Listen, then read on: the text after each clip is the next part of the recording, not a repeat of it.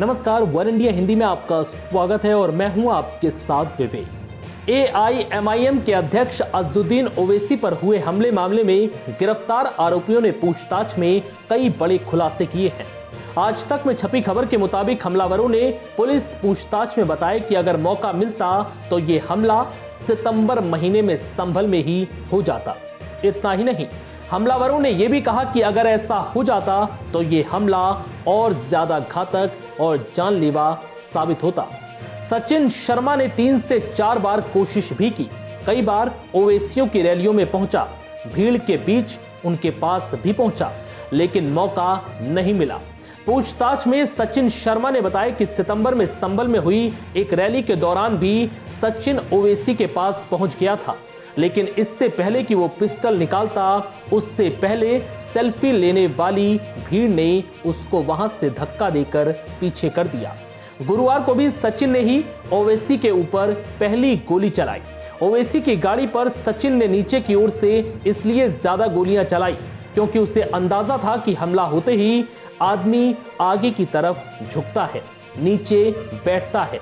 ऐसे में नीचे गोली मारेंगे तो जरूर लगेगी। बस इसी नियत से सचिन ने 3 गोली चलाई और शुभम के रिवॉल्वर से सिर्फ 1 गोली चली।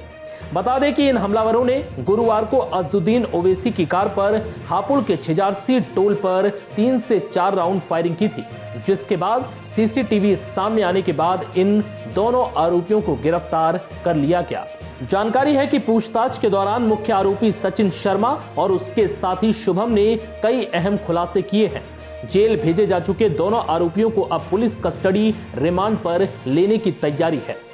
गुरुवार हापुड़ के छिजारसी टोल पर अजदुद्दीन ओवैसी पर जिन 2 हथियारों से गोली चली वो मेरठ के किठौर थाना क्षेत्र के रांधना गांव से ही खरीदे गए थे। मुख्य आरोपी सचिन शर्मा के पास से 9 mm की पिस्टल और 3 खोखे पुलिस को बरामद हुए, तो वहीं शुभम के पास से एक 32 बोर का रिवॉल्वर और 1 खोखा बरामद हुआ है। दोनों ही आरोपियों से शुरुआती पूछताछ में इतना तो साफ हो गया कि इस हमले में किसी अन्य साजिशकर्ता की फिलहाल भूमिका नहीं है। दिल्ली NCR से लेकर जम्मू कश्मीर तक आज यानी शनिवार सुबह भूकंप के झटके महसूस किए गए हैं। भूकंप सुबह करीब 9:45 बजे के करीब आया। जम्मू कश्मीर में भूकंप के तेज झटके महसूस किए गए। भूकंप के झटकों के बाद लोग अपने घरों से बाहर निकल आए। वहीं दिल्ली NCR में लोगों को करीब 15 से 20 सेकंड तक धरती में कंपन महसूस हुई। वहीं पंजाब के भी कुछ हिस्सों में भूकंप के झटके महसूस किए गए हैं। बताया जा रहा है कि भूकंप का केंद्र अफगानिस्तान ताजिकिस्तान सीमा क्षेत्र में था। रिएक्टर स्केल पर उसकी तीव्रता 5.7 मापी गई है। हालांकि भूकंप से अभी तक किसी तरह के जान माल के खतरे की खबर सामने नहीं आई है, लेकिन भूकंप के झटकों से लोगों में दहशत जरूर फैल गई और लोग फौरन घरों से बाहर निकलकर सड़कों पर आ गए। बता दें कि इससे पहले 14 जनवरी को जम्मू कश्मीर में भूकंप के झटके महसूस किए गए थे। रिएक्टर स्केल पर भूकंप के झटकों की तीव्रता तब 5.3 मापी गई थी। भारत में कोरोना वायरस का कहर जारी है। हालांकि कोरोना की रफ्तार पर अब ब्रेक लग गया है। दैनिक मामले घटकर 1,27,000 के करीब आ गए हैं, जो एक समय 3 लाख के पार कर गए थे। हालांकि मौत का आंकड़ा अभी भी डरा रहा है। पिछले 5 दिन से लगातार 1,000 से ज़्यादा मौतें दर्ज की जा रही हैं, जो चिंता का विषय बना हुआ है। केंद्रीय स्वास्थ्य मंत्रालय की ओर से शनिवार को जारी आंकड़ों के मुताबिक पिछले 24 घंटों में देश में कोरोना वायरस के 1,27,952 नए मामले सामने आए हैं। बीते दिन के मुकाबले नए मामलों में करीब 21,000 की कमी दर्ज की गई है। एक दिन पहले देश में 1,49,394 कोरोना मामले रिपोर्ट किए गए थे। वहीं मौत का आंकड़ा थमने का नाम नहीं ले रहा है। पिछले 24 घंटों में 1,059 मरीजों की मौत दर्ज की गई है। एक दिन पहले देश में 1,072 लोगों की कोरोना से मौत दर्ज की गई थी। बीते एक दिन में 2,30,814 मरीज ठीक भी हुए हैं। कोरोना महामारी की शुरुआत से लेकर अब तक कुल 4,20,80,664 लोग संक्रमण की चपेट में आ चुके हैं। इनमें से अब तक कुल 5,01,114 लोगों की मौत हो चुकी है, जबकि 4,02,47,902 लोग ठीक होने में भी सफल रहे हैं। देश में सक्रिय मामलों की संख्या घटकर 13,31,648 पर आ गई है, जिनका इलाज जारी है। राज्यों की बात करें तो केरल, कर्नाटक, तमिलनाडु, महाराष्ट्र और गुजरात में सबसे ज़्यादा मामले रिपोर्ट किए जा रहे हैं। केरल में शुक्रवार को 38,684 नए मामले रिपोर्ट किए गए, जबकि इस दौरान 28 मरीजों की कोरोना से जान गई। कर्नाटक में शुक्रवार को 14,950 नए मामले दर्ज किए गए। यहां बीते दिन 53 और मरीजों ने कोरोना से दम तोड़ दिया। इसी तरह महाराष्ट्र में शुक्रवार को 13,840 नए संक्रमितों की पुष्टि हुई है, जबकि बीते दिन 81 संक्रमितों की जान चली गई। तमिलनाडु में बीते दिन 9,916 नए मामले सामने आए। यहां 30 और कोरोना मरीजों ने जान गंवा दी। वहीं गुजरात में शुक्रवार को 6,097 नए मामले मिले हैं। यहां 35 मरीजों की मौत हो गई। इसके अलावा पश्चिम बंगाल में 1,523, दिल्ली में शुक्रवार को 2,272 नए संक्रमित दर्ज किए गए हैं। वहीं इन दोनों राज्यों में क्रमशः 35 और 20 मरीजों की मौत दर्ज की गई है। कोरोना के खिलाफ देश में टीकाकरण अभियान भी तेजी से जारी है।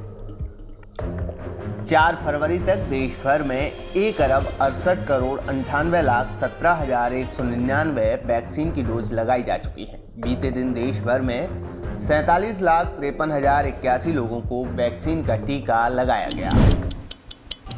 उत्तर प्रदेश में हो रहे सियासी रण में बीजेपी, कांग्रेस, सपा और बीएसपी समेत तमाम राजनीतिक दल मजबूती के साथ ताल ठोक रहे हैं। जिताऊ और टिकाऊ उम्मीदवारों पर गहन मंत्रणा के साथ उनके नामों का ऐलान किया जा रहा है। इसी क्रम में बीएसपी ने 6वें फेज के लिए 54 उम्मीदवारों की लिस्ट जारी कर दी है। बीएसपी ने कटेहरी से प्रतीक पांडे, टांडा से शबाना खातून, आलापुर से केशव देरी गौतम, जलालपुर से राजेश कुमार सिंह को टिकट देकर चुनावी मैदान में उतारा है। इसके अलावा पार्टी चीफ मायावती ने अकबरपुर से चंद्र प्रकाश वर्मा, तुलसीपुर से राजेंद्र प्रसाद वर्मा, गैसडी से अलाउद्दीन खान, पत्रोला से राम प्रताप वर्मा, बलरामपुर से हरिराम बोध पर दाव लगाया है। बीएसपी ने अपनी जिताऊ और टिकाऊ उम्मीदवारों की रणनीति के तहत सोहतरगढ़ से राधारमण त्रिपाठी, कपिलवस्तु से कन्हैया प्रसाद कन्नौजिया, बांसी से राधेश्याम पांडे, इटावा से हरिशंकर सिंह, डुमरियागंज से अशोक कुमार तिवारी, कप्तानगंज से जहीर अहमद, रुधौली से अशोक कुमार मिश्रा पर विश्वास जताते हुए उन्हें टिकट दिया है। उत्तर प्रदेश में 6वें फेज में हो रहे चुनाव के लिए बीएसपी ने और जिन उम्मीदवारों पर दाव लगाया है उनमें बस्ती सदर से आलोक रंजन वर्मा, मदेवा से लक्ष्मीचंद खरवार, मेहंदावल से मोहम्मद ताविश खां, खलोलाबाद से आफ्ताब आलम, घनघटा से संतोष बेलदार, फरेंदा से यूसु चौरसिया का नाम शामिल है। इसके अलावा बाकी सीटों की बात करें तो सिसवा से श्रवण पटेल, महाराजगंज से ओम प्रकाश पासवान, पनिवरा से ओम प्रकाश चौरसिया, कपियरगंज से चंद्र प्रकाश निषाद पर विश्वास जताते हुए बीएसपी ने इनको चुनावी रण में उतारा है। वहीं पिपराइच से दीपक अग्रवाल और गोरखपुर शहर से ख्वाजा शमसुद्दीन पर मायावती ने दाव लगाया है। इसके अलावा लिस्ट में गोरखपुर देहात से दारा सिंह निषाद, सहजनवा से अंजू सिंह, खजनी से विद्यासागर, चोरी चोरा से वीरेंद्र पांडे, बास गांव से रामनैन आजाद का नाम शामिल है। वहीं बीएसपी ने चुनावी रण में 6वें फेज के लिए चिल्लूपार से राजेंद्र सिंह, पेड्रोना से पवन कुमार उपाध्याय, फाजिल नगर से संतोष कुमार तिवारी, कुशीनगर से मुकेश्वर सिंह को मैदान में उतारा है। इसके अलावा बीएसपी ने हाटा से शिवांग सिंह, रामकोला से विजय कुमार, रुद्रपुर से मनीष पांडे, देवरिया से राम शरण सिंह सेंधवार पर अपना दाव लगाया है। जबकि पत्थरदेवा से परवेज आलम, रामपुर कारखाना से पुष्पा शाही के नाम को बीएसपी ने फाइनल किया है और भाटमार रानी से अजय कुशवाहा, सलेमपुर से राजेश भारती, बरहज से विनय लाल साहब तिवारी को चुनावी मैदान में उतारा गया है। इसके अलावा बेलथरा से प्रवीण प्रकाश, रसड़ा से उमाशंकर सिंह, सिकंदरपुर से संजीव कुमार वर्मा, फेफना से कमल देव सिंह यादव, बलिया सदर से शिव प्रसाद, बांसडीह से मानती राजभर, बैरिया से अंगद मिश्रा को बीएसपी ने अपना उम्मीदवार घोषित किया है। देखना होगा कि बीएसपी ने जिन उम्मीदवारों पर अपना दाव लगाया है वे इस बार के चुनावी समर में कितने खरे उतरते हैं और कितने नहीं। मायावती ने इन उम्मीदवारों पर जहां जहां से दाव लगाया है वे यहां जीत का परचम लहरा पाएंगे या नहीं। उत्तर प्रदेश विधानसभा चुनाव को अब कुछ ही दिन बचे हैं। इस चुनावी माहौल के बीच चित्रकूट से एक बड़ी खबर सामने आई है। समाजवादी पार्टी के प्रत्याशी जसयू सम्राट ददुआ के बेटे वीर सिंह ने चुनाव लड़ने से इनकार कर दिया है। वीर सिंह को समाजवादी पार्टी ने चित्रकूट जिले के मानिकपुर विधानसभा सीट से प्रत्याशी बनाया था। 4 फरवरी को वीर सिंह पटेल ने लखनऊ के सपा कार्यालय जाकर चुनाव लड़ने से साफ मना कर दिया। दरअसल वीर सिंह पटेल ने बताया कि उन्होंने चित्रकूट सदर विधानसभा सीट से आवेदन किया था, लेकिन पार्टी ने उन्हें मानिकपुर विधानसभा सीट से प्रत्याशी बनाया है। उनकी तैयारी चित्रकूट विधानसभा सीट को लेकर थी। मानिकपुर विधानसभा सीट से संगठन भी मजबूत नहीं है, वो पार्टी के साथ है। पार्टी जिसे भी टिकट देगी वो उसका पूरा साथ देंगे, लेकिन वो खुद मानिकपुर विधानसभा सीट से चुनाव नहीं लड़ेंगे। वहीं वीर सिंह पटेल के सपा से चुनाव न लड़ने के ऐलान के बाद से बीजेपी के नरेंद्र पटेल की दावेदारी और मजबूत हो गई। जनता के बीच मजबूत पकड़ और बेदाग छवि के चलते नरेंद्र सिंह पटेल की जनता के बीच मांग बढ़ गई है। मानिकपुर विधानसभा सीट पर बहुजन समाज पार्टी ने बलवीर पाल को अपना प्रत्याशी बनाया है। वहीं आम आदमी पार्टी ने अविनाश त्रिपाठी को टिकट दिया है। आपको बता दें 2007 में मायावती सरकार में ददुआ का एनकाउंटर हुआ था। ददुआ को मरे हुए 14 साल गुजर गए, लेकिन चित्रकूट और बांदा इलाके में आज भी उसके नाम पर सियासत खत्म नहीं हो सकी। ददुआ भले ही डकैत रहा हो, लेकिन बुंदेलखंड के कुर्मी समाज में उसकी छवि का असर था। इसी समीकरण को देखते हुए समाजवादी पार्टी ने ददुआ के बेटे वीर सिंह पटेल को मानिकपुर विधानसभा सीट से टिकट दिया था। बता दें वीर सिंह पटेल 2012 के चुनाव में सपा के टिकट पर जीतकर विधायक बने थे, लेकिन 2017 के चुनाव में बीजेपी से मात खा गए थे। वीर सिंह ने 2012 में चित्रकूट सीट से जीत दर्ज की थी, लेकिन सपा ने इस बार उन्हें मानिकपुर से टिकट दिया था। मानिकपुर सीट पर 5वें चरण के 27 फरवरी को मतदान होना है। गौरतलब है कि वीर सिंह की पत्नी ममता पटेल जिला पंचायत अध्यक्ष रह चुकी हैं। वीर सिंह 2017 के विधानसभा चुनाव में बीजेपी प्रत्याशी चंद्रिका प्रसाद उपाध्याय के हाथों हार गए थे। आपको बता दें मानिकपुर सीट पर 5वें चरण यानी 27 फरवरी को मतदान होना है, जिसके लिए 1 फरवरी से नामांकन की प्रक्रिया शुरू हो चुकी है।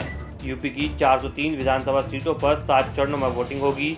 पहले चरण की वोटिंग 10 फरवरी, दूसरे चरण की वोटिंग 14 फरवरी, तीसरे चरण की वोटिंग 20 फरवरी और चौथे चरण की वोटिंग 23 फरवरी, 5वें चरण की वोटिंग 27 फरवरी, छठे चरण की वोटिंग 3 मार्च को और 7वें चरण की वोटिंग 7 मार्च को होगी। वहीं मतगणना 10 मार्च को होगी। इस खबर में फिलहाल इतना ही। बने रहिए वन इंडिया हिंदी के साथ।